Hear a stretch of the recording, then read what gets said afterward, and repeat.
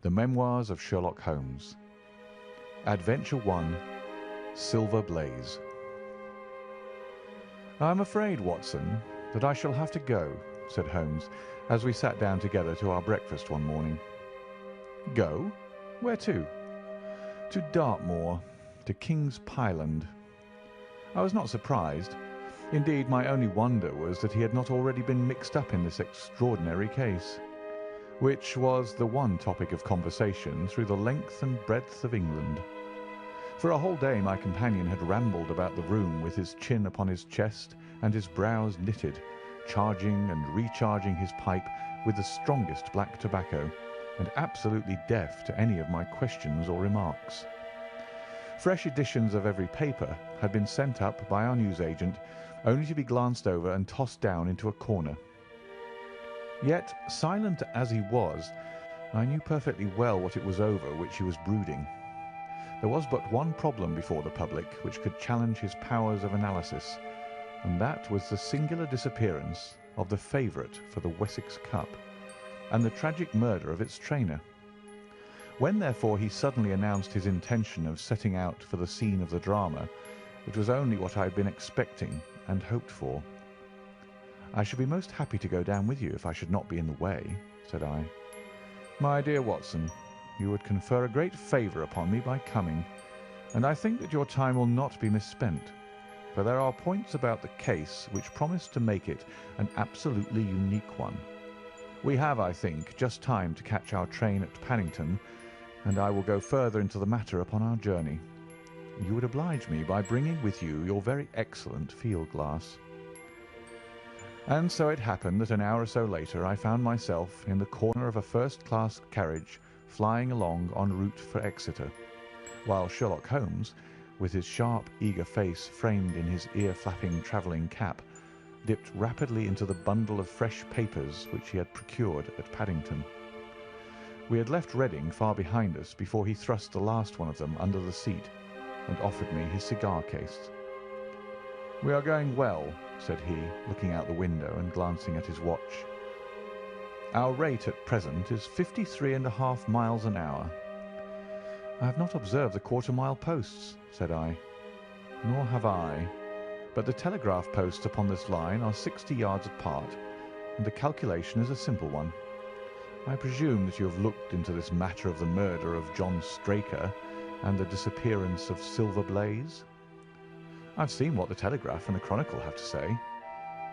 "It is one of those cases where the art of the reasoner should be used rather for the sifting of details than for the acquiring of fresh evidence.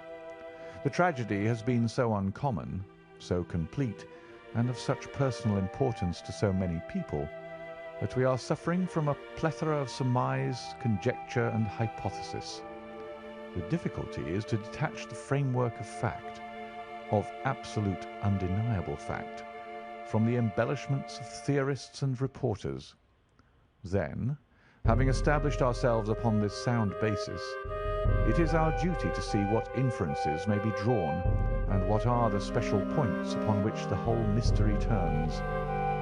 On Tuesday evening I received telegrams from both Colonel Ross, the owner of the horse, and from Inspector Gregory, who is looking after the case, inviting my cooperation."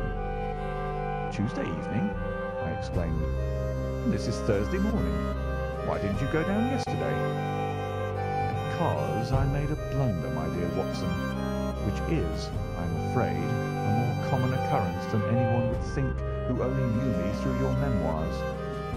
The fact is that I could not believe it possible that the most remarkable horse in England could long remain concealed, especially in so sparsely inhabited a place as the north of Dartmoor. From hour to hour yesterday, I expected to hear that he had been found, and that his abductor was the murderer of John Straker. When, however, another morning had come, and I found that beyond the arrest of young Fitzroy Simpson, nothing had been done, I felt that it was time for me to take action. Yet in some ways I feel that yesterday has not been wasted." "You have formed a theory, then?" "At least I have got a grip of the essential facts of the case. I shall enumerate them to you if anything clears up a case so much as stating it to another person. and I can hardly expect your cooperation if I do not show you the position from which we start." I lay back against the cushions, puffing at my cigar, while Holmes, leaning forward with his long, thin forefinger, checking off the points upon the palm of his left hand, gave me a sketch of the events which had led to our journey. "Silver Blaze," said he, "is from the Somomi stock, and holds as brilliant a record as his famous ancestor. He is now in his 5th year, and has brought in turn each of the prizes of the turf to Colonel Ross, his fortunate owner. Up to the time of the catastrophe, he was the first favourite for the Wessex Cup, the betting being 3-1 on him. He has always, however, been a prime favourite with the racing public, and has never yet disappointed them, so that even at those odds, enormous sums of money have been laid upon him. It is obvious, therefore, that there were many people who had the strongest interest in preventing Silver Blaze from being there at the fall of the flag next Tuesday. The fact was, of course, appreciated at King's Pyland, where the Colonel's training stable is situated. Every precaution was taken to guard the favourite. The trainer, John Straker, is a retired jockey who rode in Colonel Ross's colours before he became too heavy for the weighing chair. He has served the Colonel for 5 years as jockey and for 7 as trainer, and has always shown himself to be a zealous and honest servant. Under him were 3 lads, for the establishment was a small one, containing only 4 horses in all. One of these lads sat up each night in the stable, while the others slept in the loft. All 3 bore excellent characters. John Straker, who is a married man, lived in a small villa about 200 yards from the stables. He has no children, keeps 1 maidservant, and is comfortably off. The country round is very lonely, but about half a mile to the north there is a small cluster of villas which have been built by a Tavistock contractor for the use of invalids and others who may wish to enjoy the pure Dartmoor air. Tavistock itself lies 2 miles to the west, while across the moor, also about 2 miles distant, is the larger training establishment of Memoirs, which belongs to Lord Backwater and is managed by Silas Brown. In every other direction, the moor is a complete wilderness, inhabited only by a few roving gypsies. Such was the general situation last Monday night, when the catastrophe occurred. On that evening, the horses had been exercised and watered as usual, and the stables were locked up at 9 o'clock. 2 of the lads walked up to Trainer's house, where they had supper in the kitchen, while the third, Ned Hunter, remained on guard. At a few minutes after 9, the maid, Edith Baxter, carried down to the stables his supper, which consisted of a dish of curried mutton. She took no liquid, as there was a water tap in the stables, and it was the rule that the lad on duty should drink nothing else.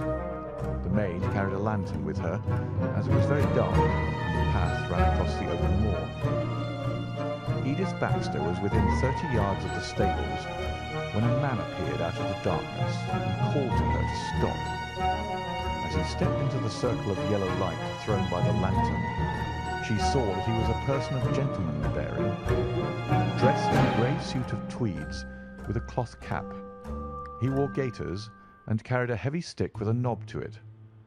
She was most impressed, however, by the extreme pallor of his face and by the nervousness of his manner. His age, she thought, would be rather over 30 than under it.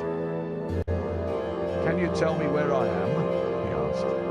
"I'd almost made up my mind to sleep on the moor when I saw the light of your lantern." "You are close to the King's Pyland training stables," said she. "Oh, indeed. What a stroke of luck," he cried. "I understand that a stable boy sleeps there alone every night. Perhaps that is his supper which you're carrying to him.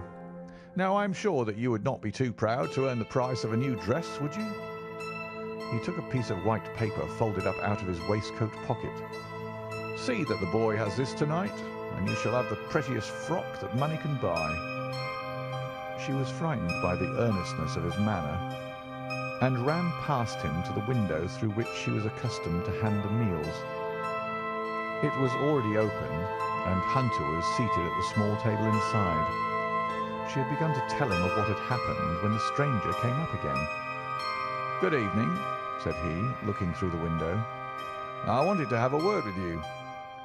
The girl has sworn that as he spoke, she noticed the corner of the little paper packet protruding from his closed hand.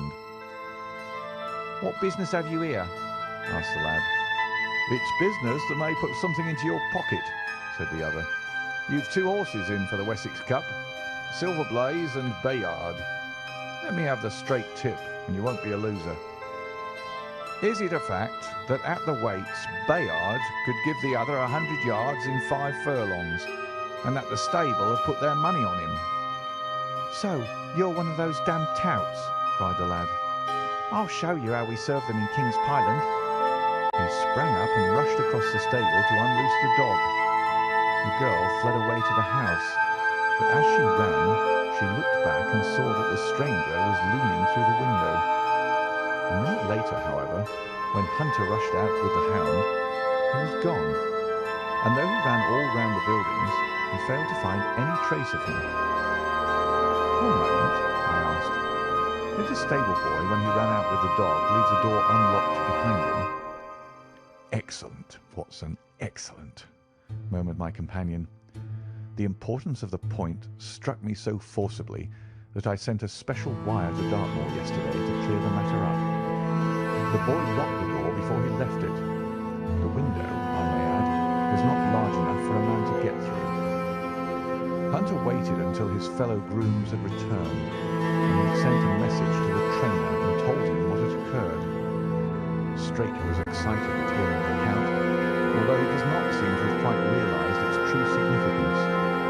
It left him, however, vaguely uneasy, and Mrs. Straker, waking at 1 in the morning, found that he was dressing. In reply to her inquiries, he said that he could not sleep on account of his anxiety about the horses, and that he intended to walk down to the stables to see that all was well. She begged him to remain at home, as she could hear the rain pattering against the window. But in spite of her entreaties, he pulled on his large mackintosh and left the house. Mrs. Straker awoke at 7 in the morning to find that her husband had not yet returned. She dressed herself hastily, called the maid, and set off for the stables. The door was open. Inside, huddled together upon a chair, Hunter was sunk in a state of absolute stupor. The favourite stall was empty, and there were no signs of his trainer. The 2 lads who slept in the chaff-cutting loft above the harness room were quickly aroused. They had heard nothing during the night, for they are both sound sleepers.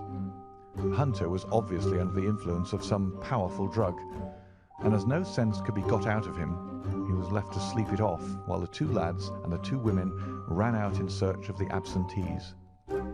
They still had hopes that the trainer had for some reason taken out the horse for early exercise, but on ascending the knoll near the house, from which all the neighbouring moors were visible, they not only could see no signs of the missing favourite, but they perceived something which warned them that they were in the presence of a tragedy. About a quarter of a mile from the stables, John Straker's overcoat was flapping from a furze bush. Immediately beyond, there was a bowl-shaped depression in the moor, and at the bottom of this was found the dead body of the unfortunate trainer. His head had been shattered by a savage blow from some heavy weapon, and he was wounded on the thigh, where there was a long, clean cut, inflicted evidently by some very sharp instrument. It was clear, however, that Straker had defended himself vigorously against his assailants, for in his right hand he held a small knife, which was clotted with blood up to the handle, while in his left he clasped a red and black silk cravat, which was recognized by the maid as having been worn on the preceding evening by the stranger who had visited the stables. Hunter, on recovering from his stupor, was also quite positive as to the ownership of the cravat. He was equally certain that the same stranger had, while standing at the window, drugged his curried mutton, and so deprived the stables of their watchman. As to the missing horse, there were abundant proofs in the mud which lay at the bottom of the fatal hollow that he had been there at the time of the struggle. But that from that morning he has disappeared, and although a large reward has been offered and all the gypsies of Dartmoor are on the alert, no news has come of him. Finally, an analysis has shown that the remains of his supper left by the stable lad contained an appreciable quantity of powdered opium, while the people at the house partook of the same dish on the same night without any ill effect. Those are the main facts of the case, stripped of all surmise and stated as baldly as possible. I shall now recapitulate what the police have done in the matter. Inspector Gregory, to whom the case has been committed, is an extremely competent officer. Were he but gifted with imagination, he might rise to great heights in his profession. On his arrival, he promptly found and arrested the man upon whom suspicion naturally rested. There was little difficulty in finding him, for he inhabited one of those villas which I have mentioned. His name, it appears, was Fitzroy Simpson. He was a man of excellent birth and education, who had squandered a fortune upon the turf, and who lived now by doing a little quiet and genteel bookmaking in the sporting clubs of London. An examination of his betting book shows that bets to the amount of £5,000 had been registered by him against the favourite. On being arrested, he volunteered the statement that he had come down to Dartmoor in the hope of getting some information about the King's Pyland horses, and also about Desborough, the second favourite, which was in charge of Silas Brown at the Mapleton stables. He did not attempt to deny that he had acted as described upon the evening before, but declared that he had no sinister designs and had simply wished to obtain first-hand information. When confronted with his cravat, he turned very pale and was utterly unable to account for its presence in the hand of the murdered man. His wet clothing showed that he had been out in the storm of the night before, and his stick, which was a Penang lawyer weighted with lead, was just such a weapon as might, by repeated blows, have inflicted the terrible injuries to which the trainer had succumbed. On the other hand, there was no wound upon his person, while the state of Straker's knife would show that one at least of his assailants must bear his mark upon him. There you have it all in a nutshell, Watson, and if you can give me any light, I shall be infinitely obliged to you. I had listened with the greatest interest to the statement which Holmes, with characteristic clearness, had laid before me. Though most of the facts were familiar to me, I had not sufficiently appreciated their relative importance, nor their connection to each other. Is it not possible, I suggested, that the incised wound upon Straker may have been caused by his own knife in the convulsive struggles which follow any brain injury? It is more than possible. It is probable, said Holmes. In that case, one of the main points in favour of the accused disappears. And yet, said I, even now I fail to understand what the theory of the police can be. I am afraid that whatever theory we state has very grave objections to it, returned my companion. The police imagine, I take it, that this Fitzroy Simpson, having drugged the lad and having in some way obtained a duplicate key, opened the stable door and took out the horse, with the intention, apparently, of kidnapping him altogether. His bridle is missing, so that Simpson must have put this on. Then, having left the door open behind him, he was leading the horse away over the moor when he was either met or overtaken by the trainer. A row naturally ensued. Simpson beat out the trainer's brains with his heavy stick without receiving any injury from the small knife which Straker used in self-defence, and then the thief either led the horse onto some secret hiding place, or else it may have bolted during the struggle and be now wandering out on the moors. That is the case as it appears to the police, and improbable as it is, all other explanations are more improbable still. However, I shall very quickly test the matter when I am once upon the spot, and until then I cannot really see how we can get much further than our present position. It was evening before we reached the little town of Tavistock, which lies, like the boss of a shield, in the middle of the huge circle of Dartmoor. Two gentlemen were awaiting us in the station. The one a tall, fair man with lion-like hair and beard and curiously penetrating light blue eyes. The other a small, alert person, very neat and dapper in a frock coat and gaiters, with trim little side whiskers and an eyeglass. The latter was Colonel Ross, the well-known sportsman. The other, Inspector Gregory, a man who was rapidly making his name in the English detective service. "I am delighted that you have come down, Mr. Holmes," said the Colonel. "The Inspector here has done all that could possibly be suggested, but I wish to leave no stone unturned in trying to avenge poor Straker and in recovering my horse." "Have there been any fresh developments?" asked Holmes. "I'm sorry to say that we have made very little progress," said the Inspector. "We have an open carriage outside, and as you would no doubt like to see the place before the light falls, we might talk it over as we drive." A minute later we were all seated in a comfortable landau and were rattling through the quaint old Devonshire city. Inspector Gregory was full of his case and poured out a stream of remarks, while Holmes threw in an occasional question or interjection. Colonel Ross leaned back with his arms folded and his hat tilted over his eyes, while I listened with interest to the dialogue of the two detectives. Gregory was formulating his theory, which was almost exactly what Holmes had foretold in the train. "The net is drawn pretty close round Fitzroy Simpson," he remarked, "and I believe myself that he is our man.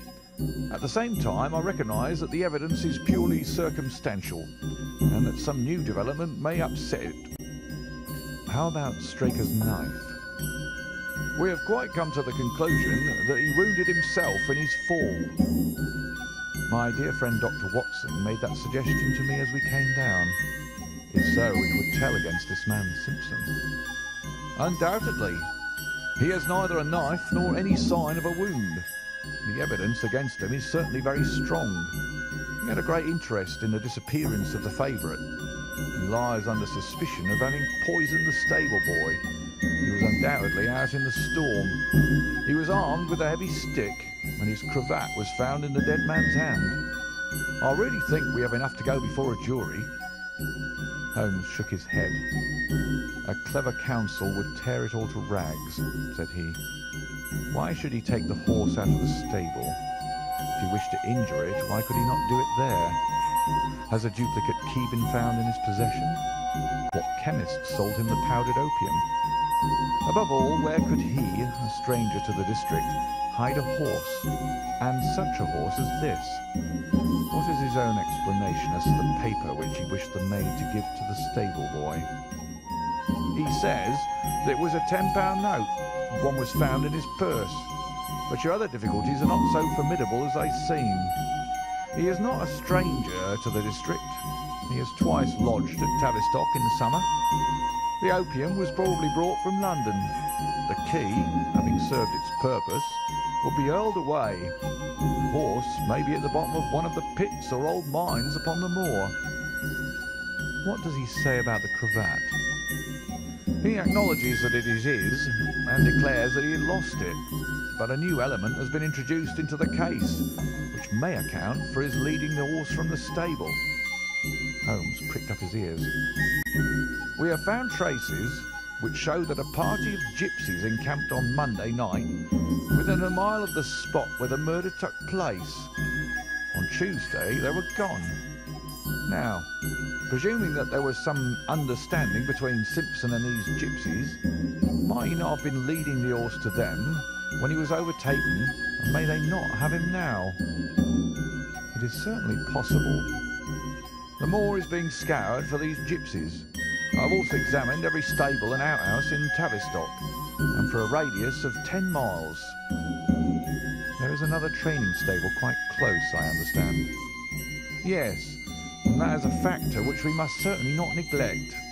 As Desborough, their horse, was second in the betting. They had an interest in the disappearance of the favourite. Silas Brown, the trainer, is known to have had large bets upon the event, and he was no friend to poor Straker.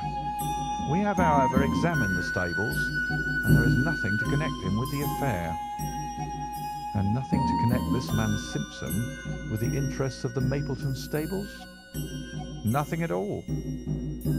Holmes leaned back in the carriage and the conversation ceased. A few minutes later our driver pulled up at a neat little red brick villa with overhanging eaves which stood by the road. Some distance off, across a paddock, lay a long, grey-tiled outbuilding. In every other direction, the low curves of the moor, bronze-coloured from the fading ferns, stretched away to the skyline, broken only by the steeples of Tavistock, and by a cluster of houses away to the westward, which marked the Mapleton stables. We all sprang out with the exception of Holmes, who continued to lean back with his eyes fixed upon the sky in front of him, entirely absorbed in his own thoughts. It was only when I touched his arm that he roused himself with a violent start and stepped out of the carriage. "Excuse me," said he, turning to Colonel Ross, who had looked at him in some surprise. "I was daydreaming." There was a gleam in his eyes and a suppressed excitement in his manner which convinced me, used as I was to his ways, that his hand was upon a clue, though I could not imagine where he had found it. "Perhaps you would prefer at once to go on to the scene of the crime, Mr. Holmes," said Gregory. "I think that I should prefer to stay here a little and go into one or two questions of detail. Straker was brought back here, I presume?" "Yes, he lies upstairs. The inquest is tomorrow." "He has been in your service some years, Colonel Ross?" "I have always found him an excellent servant." "I presume that you made an inventory of what he had in his pockets at the time of his death, Inspector?" "I have the things themselves in the sitting room, if you would care to see them." "I should be very glad." We all filed into the front room and sat round the central table, while the inspector unlocked a square tin box and laid a small heap of things before us. There was a box of vestas, 2 inches of tallow candle, an ADP briar root pipe, a pouch of sealskin with ½ an ounce of long-cut Cavendish, a silver watch with a gold chain, 5 sovereigns in gold, an aluminium pencil case, a few papers, and an ivory-handled knife with a very delicate, inflexible blade marked Vice & Co., London. "This is a very singular knife," said Holmes, lifting it up and examining it minutely. "I presume, as I see bloodstains upon it, that it is the one which was found in the dead man's grasp. Watson, this knife is surely in your line." "It's what we call a cataract knife," said I. "I thought so. A very delicate blade, devised for very delicate work. A strange thing for a man to carry with him upon a rough expedition, especially as it would not shut in his pocket." "The tip was guarded by a disc of cork which we found beside his body," said the inspector. "His wife tells us that the knife had lain upon the dressing table and that he had picked it up as he left the room. It was a poor weapon, but perhaps the best that he could lay his hands on at the moment." "Very possible. How about these papers?" "3 of them are receipted hay dealers' accounts. One of them is a letter of instructions from Colonel Ross. This other is a milliner's account for £37.15, made out by Madame Lazuria of Bond Street to William Derbyshire. Mrs. Straker tells us that Derbyshire was a friend of her husband's, and that occasionally his letters were addressed here." "Madame Derbyshire has somewhat expensive tastes," remarked Holmes, glancing down the account. 22 guineas is rather heavy for a single costume. However, there appears to be nothing more to learn, and we may now go down to the scene of the crime. As we emerged from the sitting room, a woman, who had been waiting in the passage, took a step forward and laid her hand upon the inspector's sleeve. Her face was haggard and thin and eager, stamped with the print of a recent horror. "Have you got them? Have you found them?" she panted.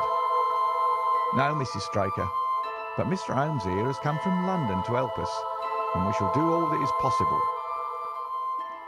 "Surely I met you in Plymouth at a garden party some little time ago, Mrs. Straker," said Holmes. "No, sir, you are mistaken." "Dear me, why, I could have sworn to it. You wore a costume of dove-coloured silk with ostrich feather trimming." "I never had such a dress, sir," answered the lady. "Ah, that quite settles it," said Holmes, and with an apology he followed the inspector outside. A short walk across the moor took us to the hollow in which the body had been found. At the brink of it was the furze bush upon which the coat had been hung. "There was no wind that night, I understand," said Holmes. "None, but very heavy rain." "In that case the overcoat was not blown against the furze bush, but placed there." "Yes, it was laid across the bush." "You fill me with interest. I perceive that the ground has been trampled up a good deal. No doubt many feet have been here since Monday night." "A piece of matting has been laid here at the side, and we have all stood upon it." "Excellent." "In this bag I have one of the boots which Straker wore, one of Fitzroy Simpson's shoes, and a cast horseshoe of silver blaze." "My dear Inspector, you surpass yourself." Holmes took the bag and, descending into the hollow, he pushed the matting into a more central position. Then, stretching himself upon his face and leaning his chin upon his hands, he made a careful study of the trampled mud in front of him. "Hello," said he suddenly. "What's this?" It was a wax vesta, half burned, which was so coated with mud that it looked at first like a little chip of wood. "I cannot think how I came to overlook it," said the inspector with an expression of annoyance. "It was invisible, buried in the mud. I only saw it because I was looking for it." "What? You expected to find it?" "I thought it not unlikely." He took the boots from the bag and compared the impressions of each of them with marks upon the ground. Then he clambered up to the rim of the hollow and crawled about among the ferns and bushes. "I'm afraid that there are no more tracks," said the inspector. "I have examined the ground very carefully for 100 yards in each direction." "Indeed," said Holmes, rising. "I should not have the impertinence to do it again after what you say. But I should like to take a little walk over the moor before it grows dark, that I may know my ground tomorrow, and I think that I shall put this horseshoe into my pocket for luck." Colonel Ross, who had shown some signs of impatience at my companion's quiet and systematic method of work, glanced at his watch. "I wish you would come back with me, Inspector," said he. "There are several points on which I should like your advice, and especially as to whether we do not owe it to the public to remove our horse's name from the entries for the Cup." "Certainly not," cried Holmes with decision. "I should let the name stand." The colonel bowed. "I am very glad to have had your opinion, sir," said he. "You will find us at poor Straker's house when you have finished your walk, and we can drive together into Tavistock." He turned back with the inspector, while Holmes and I walked slowly across the moor. The sun was beginning to sink behind the stables of Mapleton, and the long, sloping plain in front of us was tinged with gold, deepening into rich, ruddy browns where the faded ferns and brambles caught the evening light. But the glories of the landscape were all wasted upon my companion, who was sunk in the deepest thought. "It's this way, Watson," said he at last. "We may leave the question of who killed John Straker for the instant, and confine ourselves to finding out what has become of the horse. Now, supposing that he broke away during or after the tragedy, where could he have gone to? The horse is a very gregarious creature.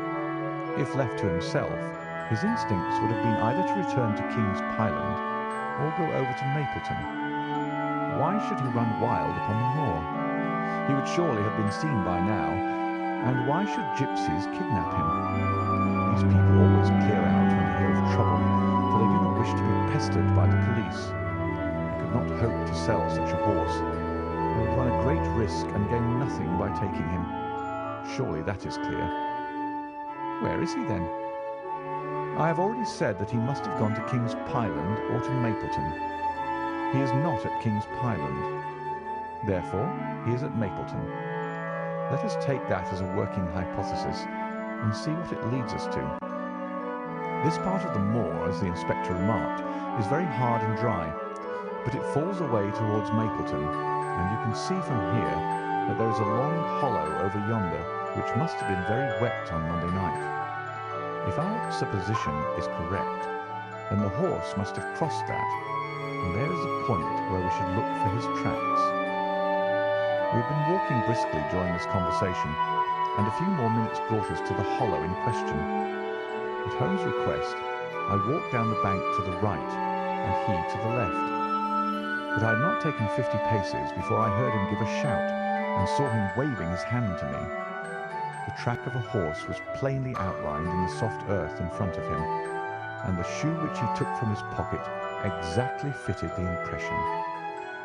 "See the value of imagination," said Holmes. "It is the one quality which Gregory lacks. We imagined what might have happened, acted upon the supposition, and find ourselves justified. Let us proceed." We crossed the marshy bottom and passed over a quarter of a mile of dry, hard turf. Again the ground sloped, and again we came on the tracks. Then we lost them for half a mile, but only to pick them up once more quite close to Mapleton. It was Holmes who saw them first, and he stood pointing with a look of triumph upon his face. A man's track was visible beside the horse's. "The horse was alone before," I cried. "Quite so. It was alone before. Hullo, what is this?" The double track turned sharp off and took the direction of King's Pyland.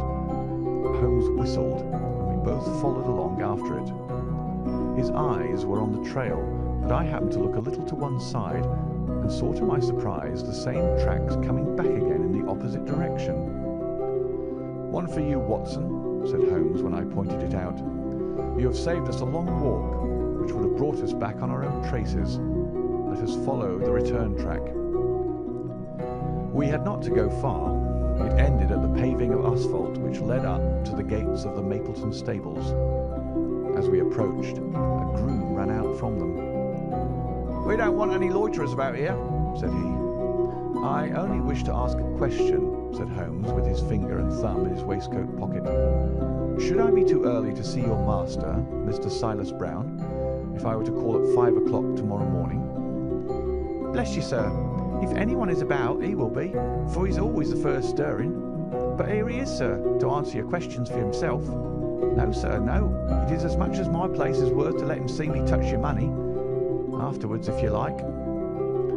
As Sherlock Holmes replaced the half-crown which he had drawn from his pocket, a fierce-looking elderly man strode out from the gate with a hunting crop swinging in his hand.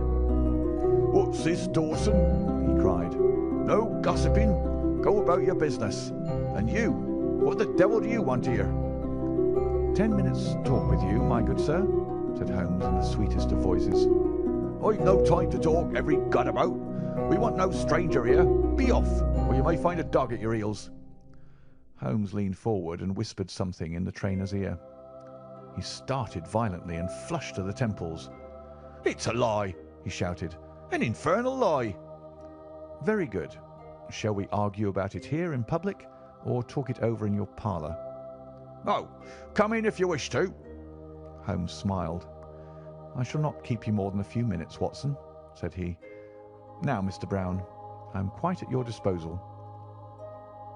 It was 20 minutes, and the reds had all faded into greys before Holmes and the trainer reappeared. Never have I seen such a change as had been brought about in Silas Brown in that short time. His face was ashy pale, beads of perspiration shone upon his brow, and his hands shook until the hunting crop wagged like a branch in the wind. His bullying, overbearing manner was all gone too, and he cringed along at my companion's side like a dog with its master. "Your instructions will be done. It shall all be done," said he. "There must be no mistake," said Holmes, looking round at him. The other winced as he read the menace in his eyes. "Oh, no, there shall be no mistake. It shall be here. Should I change it first or not?" Holmes thought a little and then burst out laughing. "No, don't," said he. "I shall write to you about it. No tricks now, or—" "Oh, you can trust me. You can trust me." "Yes, I think I can. Well, you shall hear from me tomorrow." He turned upon his heel, disregarding the trembling hand which the other held out to him, and we set off for King's Pyland. A more perfect compound of the bully, coward, and sneak than Master Silas Brown I have seldom met with, remarked Holmes as we trudged along together. He has the horse, then? He tried to bluster out of it, but I described to him so exactly what his actions had been upon that morning that he is convinced that I was watching him. Of course, you observe the peculiarly square toes in the impressions, and that his own boots exactly corresponded to them. Again, of course, no subordinate would have dared to do such a thing. I described to him how, when according to his custom he was the first down, he perceived a strange horse wandering over the moor, how he went out to it, and his astonishment at recognizing, from the white forehead which has given the favourite its name, that chance had put in his power the only horse which could beat the one upon which he had put his money. Then I described how his first impulse had been to lead him back to King's Pyland, and how the devil had shown him how he could hide the horse until the race was over, and how he had led it back and concealed it at Mapleton. When I told him every detail, he gave it up and thought only of saving his own skin. But his stables had been searched. Oh, an old horse-faker like him has many a dodge. But are you not afraid to leave the horse in his power now, since he has every interest in injuring it? My dear fellow, he will guard it as the apple of his eye. He knows that his only hope of mercy is to produce it safe. Colonel Ross did not impress me as a man who would be likely to show much mercy in any case. The matter does not rest with Colonel Ross. I follow my own methods and tell as much or as little as I choose. That is the advantage of being unofficial. I don't know whether you observed it, Watson, but the Colonel's manner has been just a trifle cavalier to me. I am inclined now to have a little amusement at his expense. Say nothing to him about the horse. Certainly not without your permission. And, of course, this is all quite a minor point compared to the question of who killed John Straker. And you will devote yourself to that? On the contrary, we both go back to London by the night train. I was thunderstruck by my friend's words. We had only been a few hours in Devonshire, and that he should give up an investigation which he had begun so brilliantly was quite incomprehensible to me. Not a word more could I draw from him until we were back at the trainer's house. The Colonel and the Inspector were awaiting us in the parlour. My friend and I returned to town by the night express, said Holmes. We have had a charming little breath of your beautiful Dartmoor air. The Inspector opened his eyes, and the Colonel's lip curled in a sneer. So, you despair of arresting the murderer of poor Straker, said he. Holmes shrugged his shoulders. There are certainly grave difficulties in the way, said he. I have every hope, however, that your horse will start upon Tuesday, and I beg that you will have your jockey in readiness. Might I ask for a photograph of Mr. John Straker? The Inspector took one from an envelope and handed it to him. My dear Gregory, you anticipate all my wants. If I might ask you to wait here for an instant, I have a question which I should like to put to the maid. I must say that I am rather disappointed in our London consultant, said Colonel Ross bluntly as my friend left the room. I do not see that we are any further than when he came. At least you have his assurance that your horse will run, said I. Yes, I have his assurance, said the Colonel with a shrug of his shoulders. I should prefer to have the horse. I was about to make some reply in defence of my friend when he entered the room again. Now, gentlemen, he said, I am quite ready for Tavistock. As we stepped into the carriage, one of the stable lads held the door open for us. A sudden idea seemed to occur to Holmes, for he leaned forward and touched the lad upon the sleeve. You have a few sheep in the paddock, he said. Who attends to them? I do, sir. Have you noticed anything amiss with them of late? Well, sir, not of much account, but 3 of them have gone lame, sir. I could see that Holmes was extremely pleased, for he chuckled and rubbed his hands together. A long shot, Watson. A very long shot, said he, pinching my arm. Gregory, let me recommend to your attention this singular epidemic among the sheep. Drive on, coachman."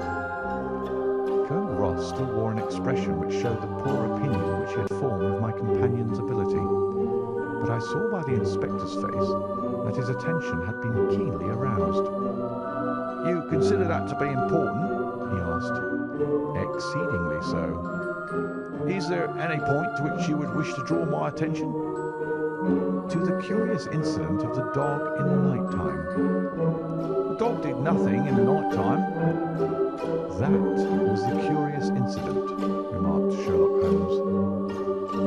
4 days later, Holmes and I were again on a train bound for Winchester to see the race for the Wessex Cup. Colonel Ross met us by appointment outside the station, and we drove in his drag to the course beyond the town. His face was grave, and his manner was cold in the extreme. "I have seen nothing of my horse," said he. "I suppose that you would know him when you saw him?" asked Holmes. The Colonel was very angry. "I have been on the turf for 20 years, and never was asked such a question as that before," said he. "A child would know Silver Blaze, with his white forehead and his mottled-off foreleg." "How is the betting?" "Well, that is the curious part of it. You could have got 15 to 1 yesterday, but the price has become shorter and shorter, until you can hardly get 3 to 1 now." "Hum," said Holmes. "Somebody knows something. That is clear." As the drag drew up in the enclosure near the grandstand, I glanced at the card to see the entries. "Wessex Plate," it ran. 50 sods each, H feet with 1,000 sods added for 4 and 5-year-olds. Second L300, third L200. New course, 1 mile and 5 furlongs. Mr. Heath Newton's The Negro, red cap, cinnamon jacket. Colonel Wardlaw's Pugilist, pink cap with a black jacket. Lord Blackwater's Desborough, yellow cap and sleeves. Colonel Ross's Silver Blaze, black cap, red jacket.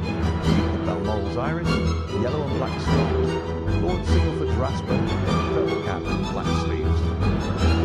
He scratched our other one. "Ah, never saw your work," said the Colonel. "Why, what is that? Silver Blaze favourite?" 5 to 4 against Silver Blaze, roared the ring. 5 to 4 against Silver Blaze. 5 to 15 against Desborough. 5 to 4 on the field. "There are the numbers up," I cried. "They are all 6 there." "All 6 there? Then my horse is running," cried the Colonel in great agitation. "But I don't see him. My colours have not passed." "Only 5 have passed. This must be he." As I spoke, a powerful bay horse swept out from the weighing enclosure and cantered past us, bearing on its back the well-known black and red of the Colonel. "That's not my horse," cried the owner. "That beast has not a white hair upon its body. What is this that you have done, Mr. Holmes?" "Well, well, let us see how he gets on," said my friend imperturbably. For a few minutes he gazed through my field-glass. "Capital! An excellent start," he cried suddenly. "There they are, coming round the curve." From our drag we had a superb view as they came up the straight. The 6 horses were so close together that a carpet could have covered them. But halfway up, the yellow of the Mapleton stable showed to the front. Before they reached us, however, Desborough's bolt was shot, and the Colonel's horse, coming away with a rush, passed the post a good 6 lengths before its rival, the Duke of Balmoral's Iris, making a bad third. "It's my race anyhow," gasped the Colonel, passing his hand over his eyes. "I confess that I can make neither head nor tail of it. Don't you think that you've kept up your mystery long enough, Mr. Holmes?" "Certainly, Colonel. You shall know everything. Let us all go round and have a look at the horse together. Here he is," he continued as we made our way into the weighing enclosure, where only owners and their friends find admittance. "You have only to wash his face and his leg in the spirits of wine, and you will find that he is the same old Silver Blaze as ever." "You take my breath away." "I found him in the hands of a faker, and took the liberty of running him just as he was sent over." "My dear sir, you have done wonders. The horse looks very fit and well. It never went better in his life, I owe you 1,000 apologies for having doubted your ability. You have done me a great service by recovering my horse. You would do me a greater still if you could lay your hands on the murderer of John Straker." "I have done so," said Holmes quietly. The Colonel and I stared at him in amazement. "You've got him? Where is he, then?" "He is here." "Here? Where?" "In my company at the present moment." The Colonel flushed angrily. "I quite recognise that I'm under obligations to you, Mr. Holmes," said he, "but I must regard what you have just said as either a very bad joke or an insult." Sherlock Holmes laughed. "I assure you that I have not associated you with crime," said he. "The real murderer is standing immediately behind you." He stepped past and laid his hand on the thoroughbred.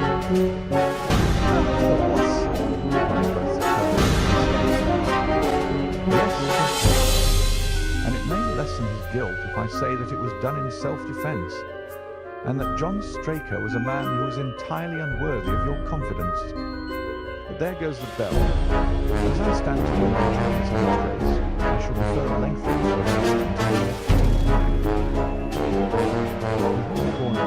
car to ourselves this evening.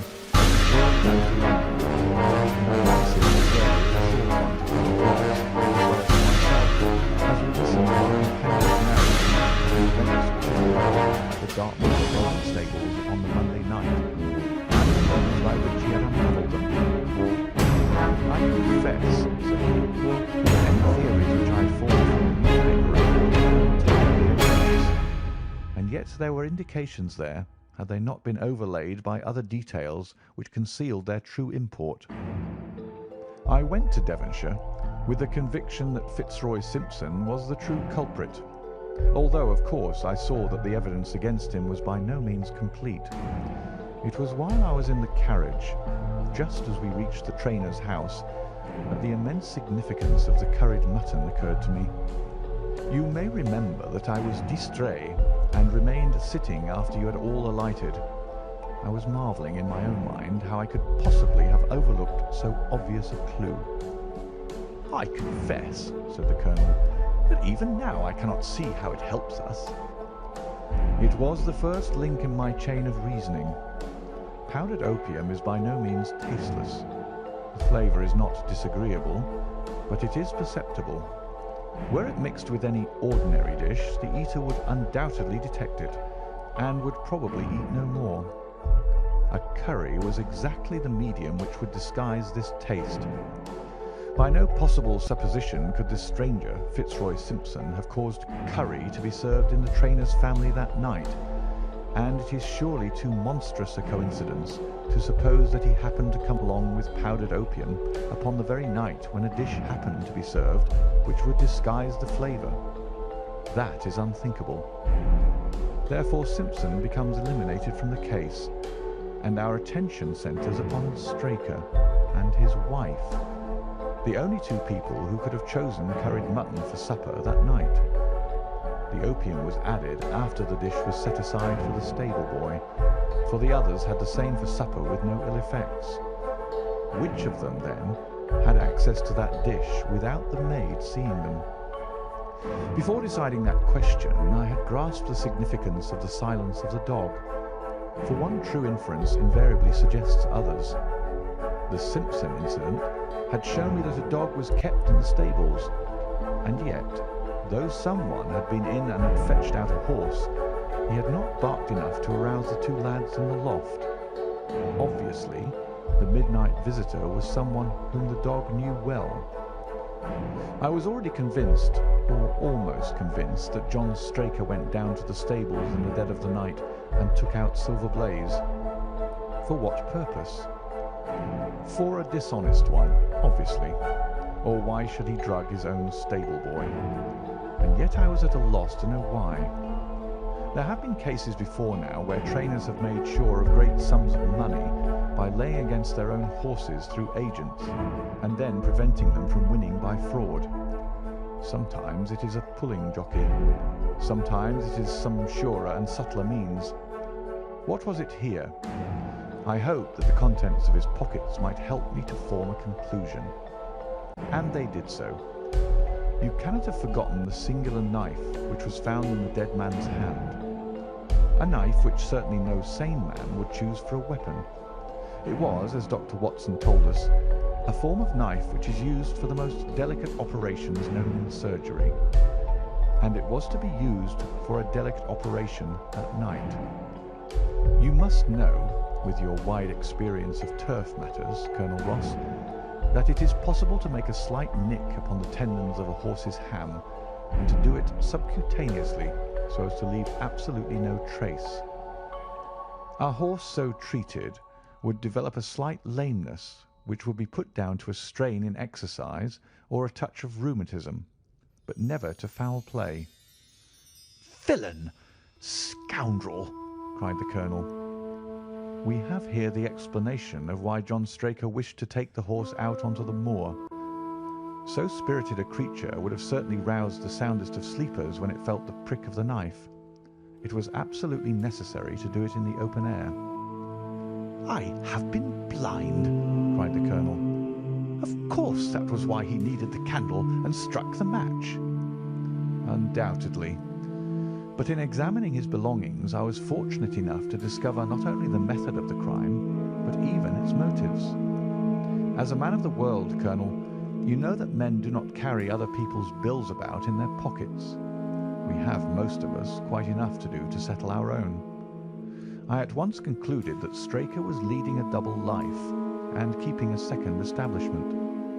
The nature of the bill showed that there was a lady in the case, and one who had expensive tastes. Liberal as you are with your servants, one can hardly expect that they can buy 20 guineas walking dresses for their ladies. I questioned Mrs. Straker as to the dress without her knowing it, and having satisfied myself that it had never reached her, I made a note of the milliner's address, and felt that by calling there with Straker's photograph, I could easily dispose of the mythical Derbyshire. From that time on, all was plain. Straker had led out the horse to a hollow where his light would be invisible. Simpson, in his flight, had dropped his cravat, and Straker had picked it up, with some idea, perhaps, that he might use it in securing the horse's leg. Once in the hollow, he had got behind the horse and had struck a light. But the creature, frightened at the sudden glare, and with a strange instinct of animals feeling that some mischief was intended, had lashed out, and the steel shoe had struck Straker full on the forehead. He had already, in spite of the rain, taken off his overcoat in order to do his delicate task, and so, as he fell, his knife gashed his thigh. Do I make it clear? "Wonderful!" cried the colonel. "Wonderful! You might have been there." My final shot was, I confess, a very long one. It struck me that so astute a man as Straker would not undertake this delicate, tender nicking without a little practice.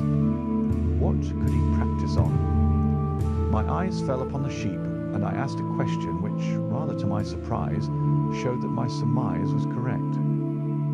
When I returned to London, I called upon the milliner, who had recognized Straker as an excellent customer of the name of Derbyshire, who had a very dashing wife with a strong partiality for expensive dresses.